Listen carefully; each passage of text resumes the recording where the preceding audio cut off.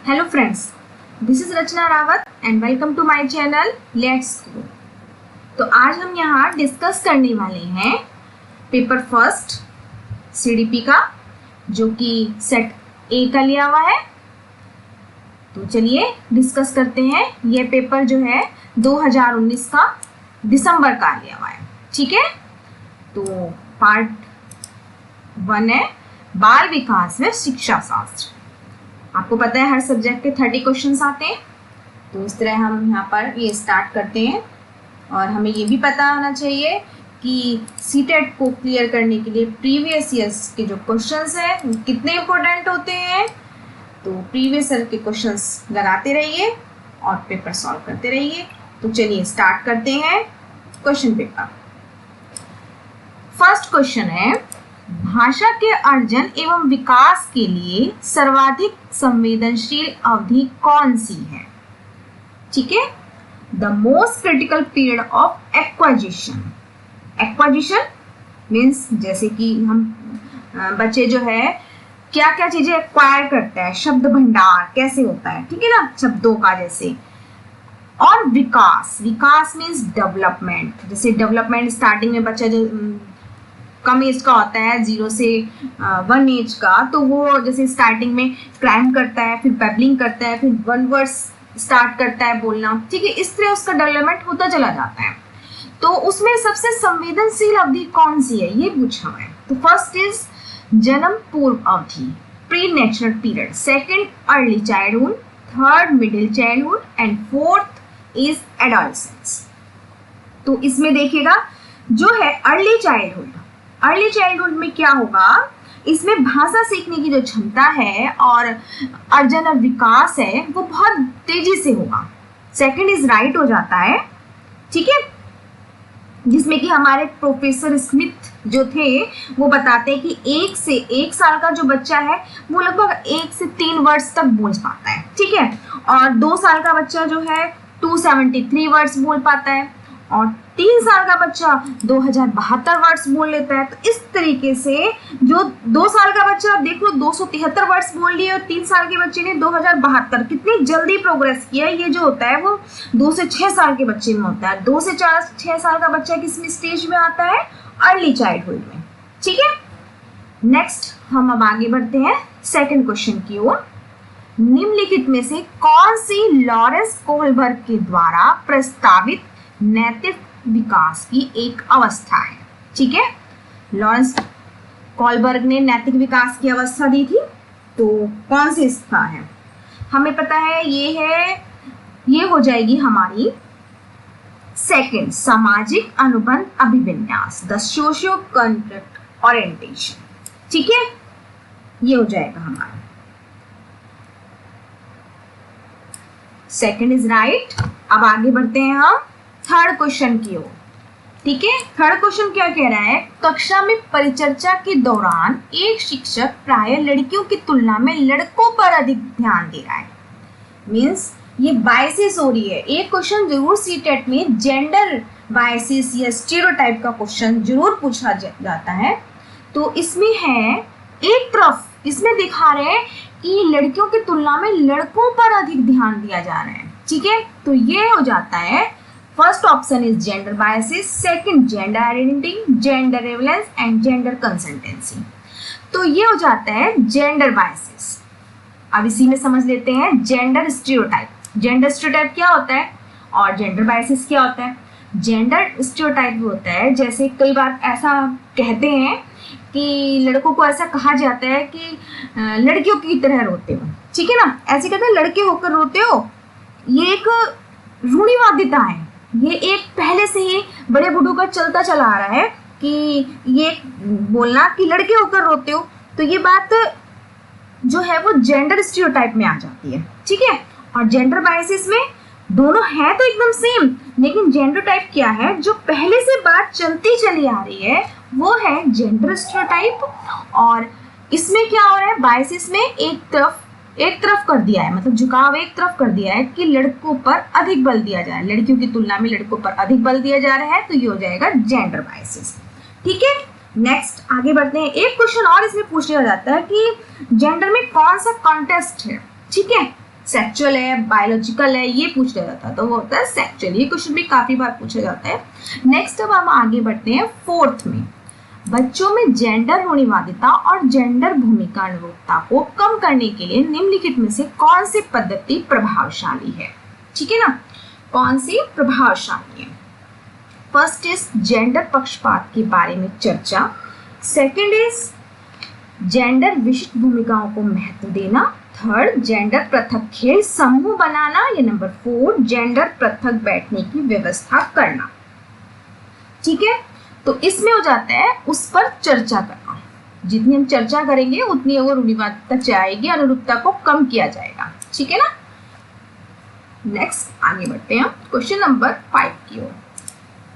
निम्नलिखित में से किस मनोवैज्ञानिक ने बच्चों को ज्ञान के सक्रिय जिज्ञासु के रूप में देखते हुए उनके चिंतन पर सामाजिक एवं सांस्कृतिक विषय वस्तुओं के प्रभाव को महत्व दिया?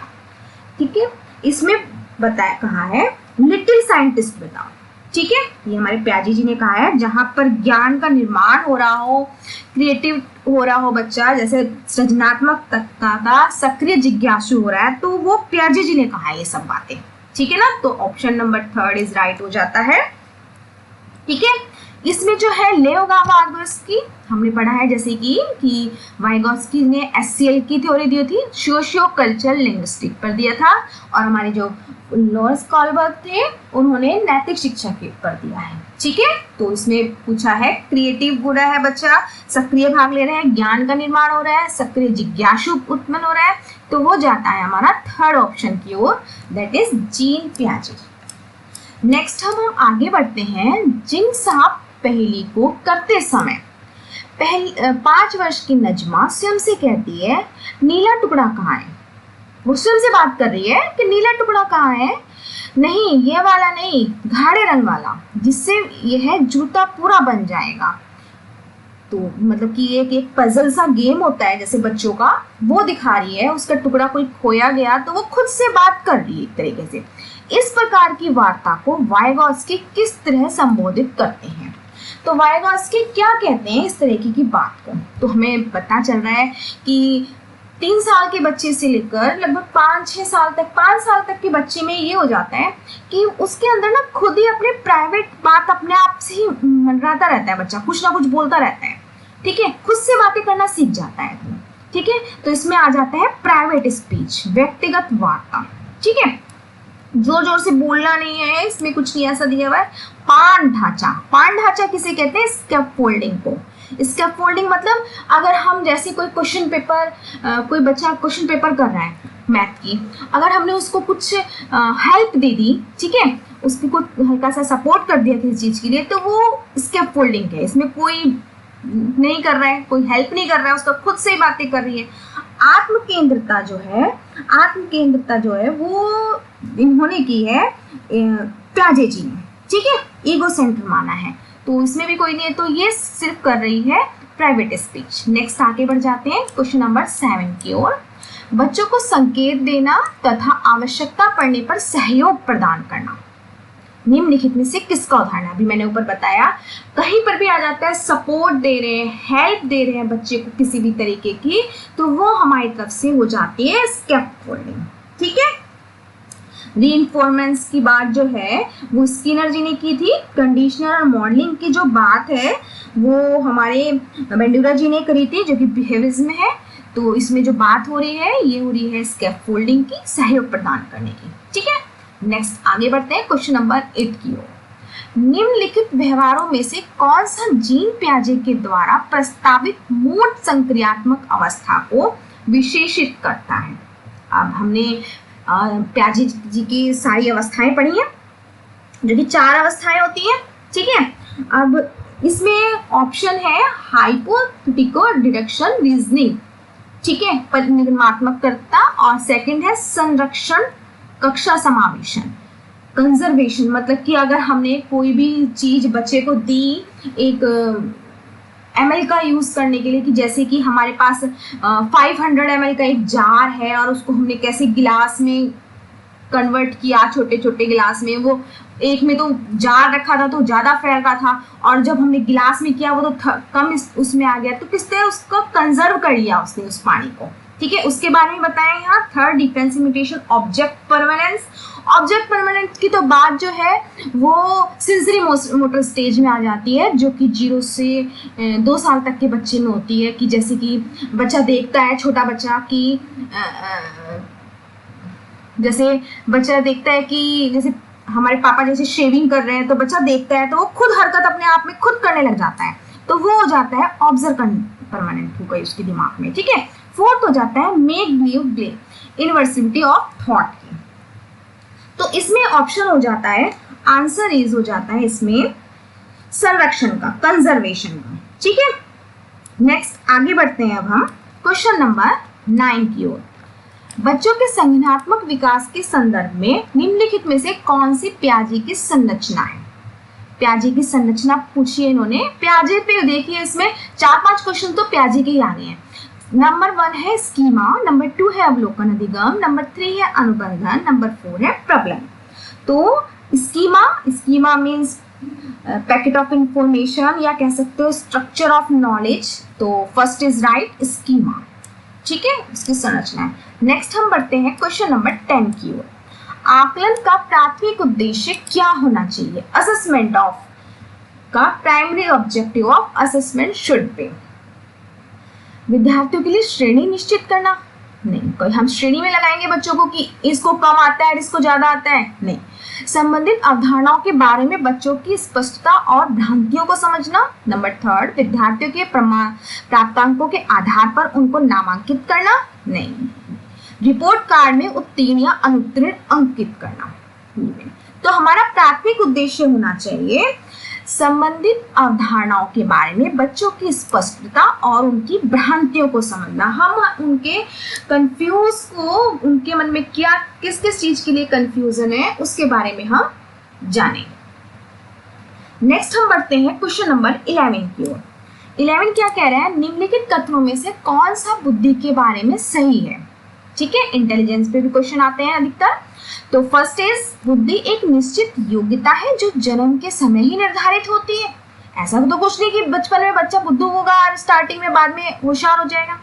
बुद्धि को मानकीकृत परीक्षणों के प्रयोग से सटीक रूप से मापा निर्धारित किया जा सकता है। क्या उसको मापा जा सकता है? नहीं। बुद्धि एक एकात्मक कारक तथा एक एकांकी विशेषक है, नहीं। Unitary factor and single trend तो नहीं है। बुद्धि बहुआयामी है तथा जटिल योग्यताओं का समूह है, ये सही है। Multi dimension and set of complex ability. ठीक है, बुद्धि के बारे में ये बिल्कुल परफेक्ट आंसर होगा। नेक्स्ट बढ़ते हैं हम क्वेश्चन नंबर 12 की ओर। रूही हमेशा समस्या के एकाधिक समाधानों के बारे में सोचती है। इनमें से एकाधिक समस्याएं मीन्स मल्टी सॉल्यूशन मीन्स एक से अधिक समस्याएं के बारे में सोच रही है, समाधान निकाल रही है। इनमें से काफी समाधान मौलिक होते हैं। रूही किन गुणों का प्रदर्शन कर रही है, मतलब वो किस कैटेगरी में आएगी अगर वो एक से अधिक समाधान निकाल रही है? तो देखिएगा, क्रिएटिव थिंकिंग, अभिसारी विचारक, या उसे कहते हैं कन्वर्जेंट थिंकिंग। कन्वर्जेंट में हो जाता है, आते हैं आपके एमसीक्यू क्वेश्चन, जैसे 4 क्वेश्चन दिए हैं, आपके 1 क्वेश्चन पूछे हैं, तो वो आ जाता है कन्वर्जेंट। एक होती है डाइवर्जेंट, डाइवर्जेंट मतलब एक से अधिक। ठीक है, तो एक से अधिक मीन्स डाइवर्जेंट, या उसको क्रिएटिव थिंकिंग भी कहते हैं। थर्ड आता है रिजिड थिंकर एंड फोर्थ आता है इगोसेंट्रिक थिंकिंग। ठीक है, तो ये आ जाएगा हमारा एक से अधिक समाधान के बारे में सोचती है, तो creative thinking is right answer, जिसे हम डाइवर्जेंट थिंकिंग भी कहते हैं। नेक्स्ट आते हैं हम क्वेश्चन नंबर 13 की ओर। शिक्षण अधिगम के बारे में वंचित समूह से संबंधित विद्यार्थियों के द्वारा सहभागिता कम होने की स्थिति में एक शिक्षक को क्या करना चाहिए? बच्चों को ये ध्यान रखिए कि वंचित समूह से संबंधित विद्यार्थी हैं, ठीक है, उनके बारे में शिक्षक को क्या करना चाहिए, टीचर को क्या करना चाहिए। उनकी सहभागिता कम हो रही है तो उसकी स्थिति में हम शिक्षक को क्या विद्यालय छोड़ने के लिए उन बच्चों को कह दिया जाए कि विद्यालय छोड़ दिया जाए? नहीं, इस स्थिति को जैसी है स्वीकार कर ले, भाई जैसा चल रहा है वैसे चलते रहो, ठीक है, ये तो नहीं होगा। इन विद्यार्थियों से अपनी अपेक्षाओं को कम करना चाहिए, इनसे कोई अपेक्षा ही ना रखो, ऐसा भी टीचर ने सोचना चाहिए। फोर्थ है, अपनी शिक्षण पद्धति पर विचार करना चाहिए तथा बच्चों की सहभागिता में सुधार करने के लिए नए नए तरीके ढूंढना चाहिए। भाई बच्चे क्यों नहीं सहभागिता दे रहे हैं, क्या उन पर विचार करना चाहिए, उनको इन्वॉल्व करने के लिए नए नए तरीके ढूंढने चाहिए। तो आंसर जाता है हमारा ऑप्शन नंबर 4 की ओर। नेक्स्ट हम आगे बढ़ते हैं क्वेश्चन नंबर 14 की ओर। 14 क्या कहता है, इंक्लूसिव क्लासरूम। हमेशा क्वेश्चन पूछा जाता है इंक्लूसिव क्लासरूम के बारे में। पहले जान लेते हैं इंक्लूसिव क्लासरूम कैसे कहते हैं। हर तरीके का बच्चा जिसमें बैठे, ठीक है, उसे इंक्लूसिव क्लासरूम कहते हैं। ठीक है, समावेशी शिक्षा, किसी में भेदभाव ना हो किसी भी बच्चे में, उसे इंक्लूसिव क्लासरूम कहते हैं। हर तरीके की प्रणाली वहां पर यूज की जाए, जैसे कि जो बच्चा देख नहीं पा रहा है वो भी कर ले, ठीक है, उस तरीके से। एक शिक्षक को विशिष्ट शैक्षिक योजनाओं को तैयार नहीं करना चाहिए, कभी कभी तैयार करनी चाहिए, सक्रिय रूप से तैयार करना चाहिए या तैयार करने के लिए हतोत्साहित करना। सबसे पहले तो आप हतोत्साहित वाली चीज को आप पूरी तरह डिलीट कर देंगे, इग्नोर कर देंगे, ये नहीं होता है। ठीक है, तो समावेशी कक्षा में हमें हमेशा शुड एक्टिव प्रिपेयर होना चाहिए। ठीक है, इस तरीके की योजना बनानी चाहिए। 14 का थर्ड आंसर इज राइट। अब हम आगे बढ़ते हैं क्वेश्चन नंबर 15 की ओर। पठन वैकल्प्य, dyslexia. The primary characteristics of children with dyslexia includes, first is attention deficient disorder, second is divergent thinking, fluency in reading, अपसारी चिंतन, पढ़ने में धारा प्रवाहिता, third is inability to read fluency, धारा प्रवाह पढ़ने की अक्षमता, number 4 engages in repetitive locomotor actions। ठीक है, तो सबसे पहले हमें पता है कि डिसलेक्सिया किसे कहते हैं। डिसलेक्सिया जिसमें पढ़ने में हमें कठिनाई हो, ठीक है, कठिनाई हो रही है हमें पढ़ने में, जैसे बच्चा वास को सा पढ़ रहा है, ठीक है, जैसे डॉग को गॉड पढ़ रहा है। ठीक है, जैसे हमारी अभी पीछे मूवी आई थी तारे जमीन पर, उसमें बच्चे को प्रॉब्लम थी, वो पढ़ने में उसको प्रॉब्लम थी। अब यहाँ पर सेकेंड और थर्ड ऑप्शन जो है उसमें देखिए क्या प्रॉब्लम है।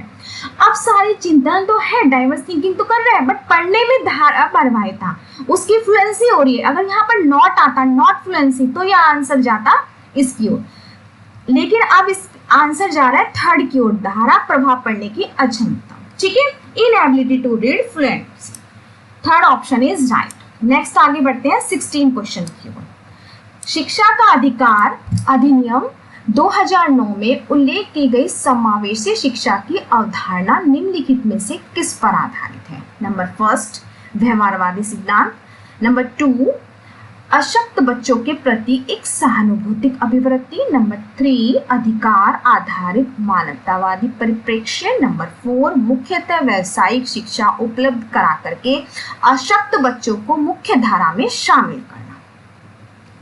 तो देखिएगा ये इंक्लूसिव एजुकेशन में राइट टू एजुकेशन से रिलेटेड क्वेश्चन है, इसका ऑप्शन जाता है 4th की ओर। किस चीज पर आधारित है, जो अशक्त बच्चे हैं ना उनको मुख्य धारा में शामिल किया जाए। ठीक है, नेक्स्ट आगे बढ़ते हैं हम क्वेश्चन नंबर 17 की ओर। संरचनावादी ढांचे में अधिगम प्राथमिक रूप से लर्निंग का क्वेश्चन आ गया है। ठीक है, यथावत याद करने पर आधारित है, रोट मेमोराइजेशन, देखते ही हमें रॉन्ग लगा देना चाहिए, प्रबल पर केंद्रित, रीइंफोर्समेंस, 3 अनुबंध द्वारा अर्जित, 4th अवबोधन प्रक्रिया पर केंद्रित है। तो ये हो जाता है focus on the process of meaning making.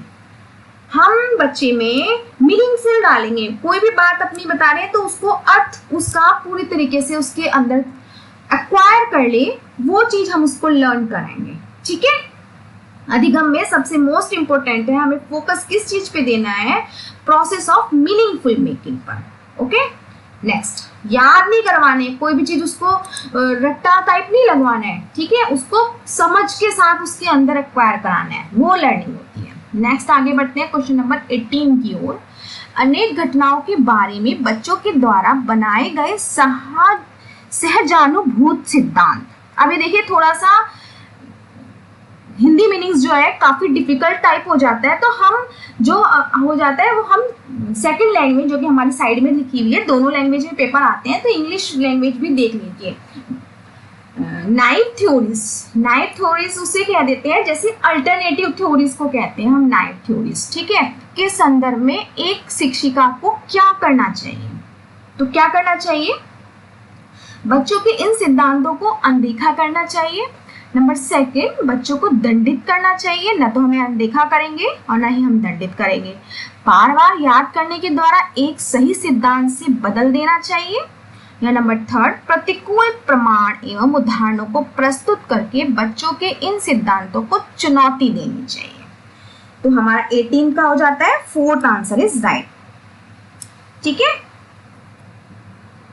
हमें बच्चों को क्या करना है, जैसे छोटा बच्चा है, ठीक है, तो नाइव थ्योरी का मतलब हो जाता है जैसे वो मैच्योर नहीं है, एक तरीके से अल्टरनेटिव मतलब मैच्योर नहीं है। जैसे हम कभी ट्रेन वगैरह में जाते हैं तो ट्रेन में क्या होता है, हमारे साथ साथ हमें दिखता है कि चांद भी हमारे साथ साथ चल रहा है या पेड़ भी हमारे साथ साथ चल रहे हैं, तो वो नहीं, तो वो हमें बच्चों को क्या करना है, उनको एक क्या करना है, हमें उसमें एग्जाम्पल देकर प्रस्तुत करेंगे कि उनको और उनके सिद्धांतों को चुनौती देंगे, ठीक है। नेक्स्ट आगे बढ़ते हैं, इस तरीके से हम समझाएंगे बच्चों को।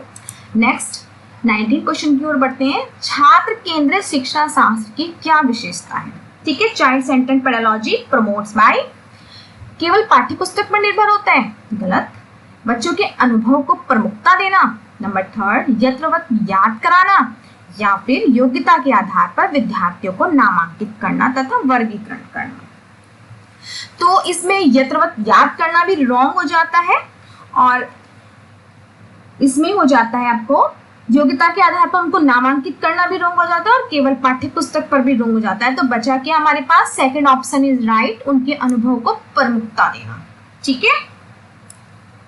नेक्स्ट आगे बढ़ते हैं 20 क्वेश्चन की ओर। संवेग एवं संज्ञान एक दूसरे से, इमोशनल है, इमोशन एंड कॉग्निशन। वॉटसन के अनुसार क्या था, वॉटसन ने बताया था कि जो फियर, एंगर एंड लव जो है वो जन्मजात होते हैं, ठीक है ना, इमोशन से रिलेटेड बताया था उन्होंने वॉटसन जी ने। तो संवेग और संज्ञान क्या है, पूर्णतः अलग है, नहीं, स्वतंत्र है, इंडिपेंडेंट है, या फिर इंटरवोवन है। इंटरवोवन का मतलब इंटर रिलेटेड है एक दूसरे से, या फोर्स संबंधित नहीं है, तो इसमें हो जाता है थर्ड आंसर इज राइट, ये दोनों एक दूसरे से इंटर रिलेटेड है, ठीक है ना। नेक्स्ट आगे बढ़ते हैं, थर्ड इज राइट। 21 की ओर, संरचनावादी सिद्धांत के अनुसार अधिगम के बारे में निम्नलिखित कथनों में से कौन सा सही है, ठीक है। कंस्ट्रक्टिविज्म के अकॉर्डिंग अधिगम के बाद लर्निंग के अनुसार कौन से बिल्कुल सही है। अधिगम पुनरुत्पाद एवं स्मरण की प्रक्रिया है, नंबर 2 यथावत याद करने की प्रक्रिया है, नंबर 3 आवर्तीय संबंध के द्वारा व्यवहारों का अनुबंध है, ये नंबर 4 लर्निंग जो है सक्रिय विनियोजन के द्वारा ज्ञान की संरचना की प्रक्रिया है।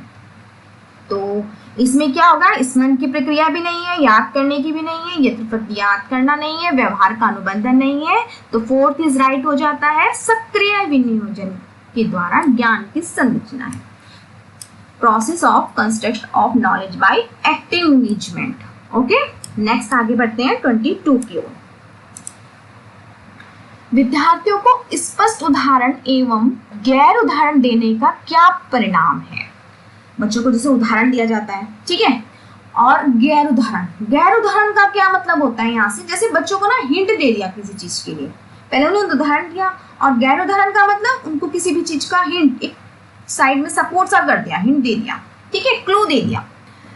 क्या परिणाम होता है, नंबर 1 अवधारणात्मक परिवर्तनों को प्रोत्साहित करने के लिए एक प्रभावशाली तरीका है, नंबर 2 यह विद्यार्थियों के दिमाग में भ्रांतियां उत्पन्न करता है, नंबर 3 यह अवधारणाओं की समझ में अभाव पैदा करता है, या नंबर 4 यह अवधारणात्मक समझ के बजाय कार्यविधि प्रक्रियात्मक ज्ञान पर ध्यान केंद्रित करता है। इसमें हो जाता है, यह प्रोत्साहित करने के लिए एक प्रभावशाली तरीका है। अब बच्चे को जरा सा कुछ नहीं आ रहा, हल्का सा हल्का आपने हिंट दे दोगे तो एकदम बच्चा क्या करेगा, एनकरेज हो जाएगा और ये तरीका बहुत अच्छा होगा, ठीक है ना, इफेक्टिव हो जाएगा ये। तो फर्स्ट इज राइट। नेक्स्ट आगे बढ़ते हैं, और वो और करने का उसके अंदर जिज्ञासु पैदा होगी, और करने की इच्छा पैदा होगी क्वेश्चंस को, ठीक है ना। नेक्स्ट आगे बढ़ते हैं हम 23 की ओर। बच्चों को अधिगम गतिविधियों में भागीदारी करने के लिए लगातार पुरस्कार देना और दंड देने का प्रयोग करने से क्या प्रभाव पड़ता है। अब अगर बच्चा को हम किसी भी चीज के लिए कह रहे हैं, जैसे कोई हल्का सा टेस्ट हुआ, या बेटा आप ये करोगे तो आपको ये पुरस्कार दिया जाएगा, अगर आप ये नहीं करोगे तो आपको ये दंड दिया जाएगा, इस तरीके से कर रहे हैं, तो क्या प्रभाव पड़ेगा उसका। बाहरी अभिप्रेरणा कम होगी, आंतरिक अभिप्रेरणा बढ़ती है। वह बच्चों को प्रदर्शन आधारित लक्ष्यों के बजाय निपुणता पर ध्यान देने के लिए प्रोत्साहित करता है, या अधिगम के बच्चों की स्वाभाविक अभिरुचि तथा जिज्ञासा कम होती है। अब हमने पढ़ा है कि मोटिवेशन जो है 2 टाइप्स के होते हैं, एक तो होते हैं इंटरनल और एक होते हैं एक्सटर्नल, ठीक है।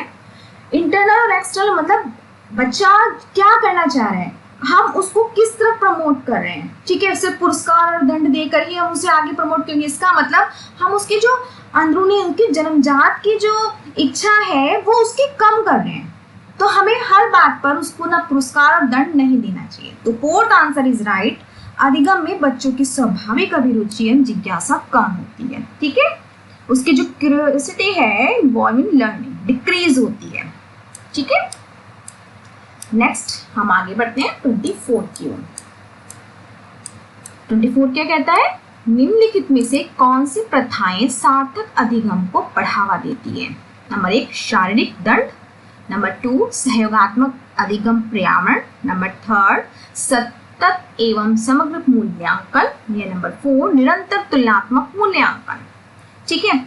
तो कौन सी अधिगम को लर्निंग को क्या बढ़ावा दे रहे हैं, क्या पनिशमेंट बढ़ावा देता है, नहीं। सहयोगात्मक मतलब कोऑपरेटिव लर्निंग जो है बढ़ावा देती है। जब हम ग्रुप में पीयर लर्निंग करते हैं तो हमें डेवलपमेंट तेजी से होती है, ठीक है। नेक्स्ट लर्निंग जो है हमारी तेजी से होती है। नंबर 3 सतत कंटिन्यूअस एंड कॉम्प्रिहेंसिव इवोल्यूशन, ये भी ठीक है। नेक्स्ट है 4 तुलनात्मक मूल्यांकन। मूल्यांकन नहीं किया जाता है, मूल्यांकन को बढ़ावा नहीं होता है, ठीक है। तो second and third is right, तो इसमें ऑप्शन हो जाता है सेकंड राइट, ठीक है ना। Second option is right. Cooperative learning involvement and continuous and comprehensive evolution. Next आते हैं हम क्वेश्चन नंबर 25 की ओर। शिक्षक बच्चों की जटिल अवधारणाओं की समझ को किस प्रकार सहज कर सकते हैं। नंबर 1 व्याख्यान देकर, नंबर 2 प्रतियोगात्मक अवसरों की व्यवस्था करके, नंबर 3 बार बार यांत्रिक अभ्यास के द्वारा, या नंबर 4 अन्वेषण एवं परिचर्चा के लिए अवसर उपलब्ध कराना। By providing opportunity for exploring and discussion.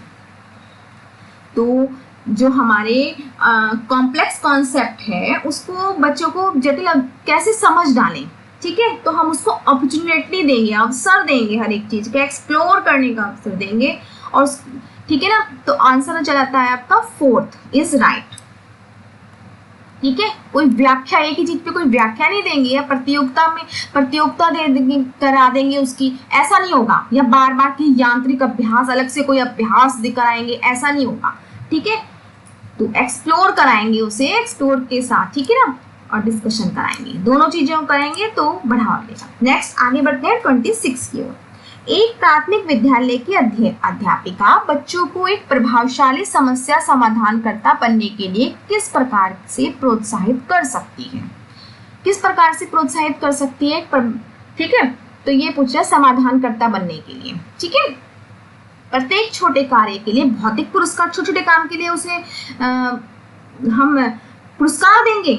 इसमें दिखाया कि मेटलिस्टिक रिवॉर्ड नहीं, केवल प्रतीकात्मक ज्ञान पर बल या महत्व देंगे, ऐसा भी नहीं। गलत उत्तरों को अस्वीकार करके उन्हें दंडित करेंगे कि भैया गलत दिया इसलिए उसे दंडित कर दिया। नंबर 4, बच्चों को सहानुभूति अनुमान लगाने के लिए प्रोत्साहित करेंगे और उसी पर आधारित विचार मंथन करेंगे। देखिए इसमें लिखा है encouraging children to make intuitive guesses, मतलब बच्चे को पूरा मौका देंगे, ठीक है, उसको करने देंगे कि गैस करेगा बच्चा कि किस तरह करा जाए, बताओ, मतलब क्वेश्चंस के डाइवर्जेंट थिंकिंग इसमें शो हो रही है, ठीक है ना।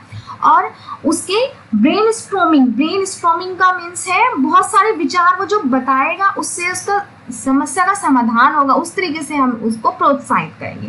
तो यहाँ चला जाता है ऑप्शन नंबर 4 इज राइट, ठीक है। अब आगे बढ़ते हैं क्वेश्चन नंबर 27 की ओर।